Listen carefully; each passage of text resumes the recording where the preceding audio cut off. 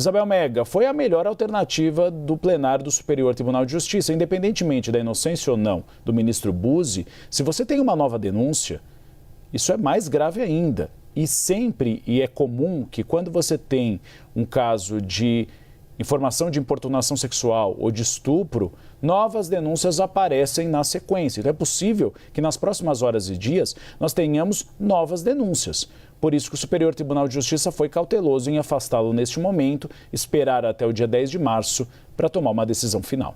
Em um mês a gente deve ter o resultado dessa sindicância, Uribe, e, portanto, com uma nova decisão do Superior Tribunal de Justiça. Agora, o que chama a atenção é que essa primeira decisão sobre o afastamento, ela vem de maneira unânime. Então, ela conseguiu unir todos os ministros do Superior Tribunal de Justiça diante da gravidade de todas as acusações que são feitas. Como há outros casos que estão surgindo, e a gente teve informações ontem de casos no âmbito do Conselho Nacional de Justiça que são investigados também, isso levanta hipóteses de que há uma espécie de comportamento padrão deste ministro junto a mulheres, e isso precisa ser investigado.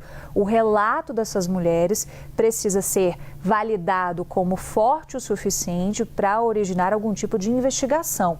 E aqui a gente não está se antecipando e apontando uma culpabilidade do ministro, mas é algo forte o suficiente para que seja devidamente apurado e para que, se for comprovado, e muitas vezes os relatos vêm numa linha de trazer tantos detalhamentos de outras informações de testemunhas que dão a robustez suficiente para que seja interpretado como uma comprovação, aí sim todas as medidas cabíveis sejam tomadas. Quando a gente fala de magistrados, a gente está falando de pessoas que chegaram até essas funções de holofotes públicos com pessoas que têm a reputação ilibada.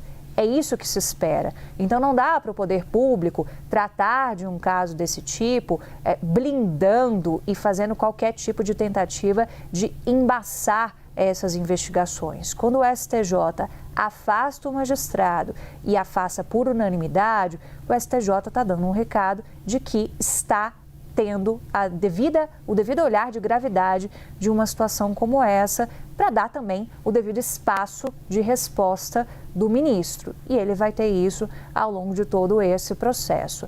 Mas são vários casos que são apurados. O caso que deu origem a todo esse episódio envolvendo o ministro Buzzi vem de uma menina de 18 anos que estava numa situação até familiar, estava numa praia e cercada de amigos. Então, isso relembra muito o padrão que a gente tem de abusos e importunações nesse sentido.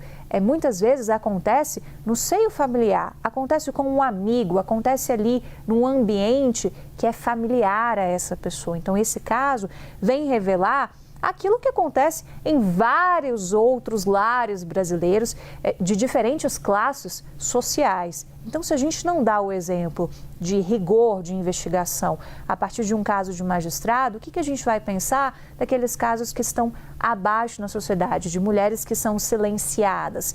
E é uma mulher que está mexendo com alguém muito grande. É um ministro do Superior Tribunal de Justiça.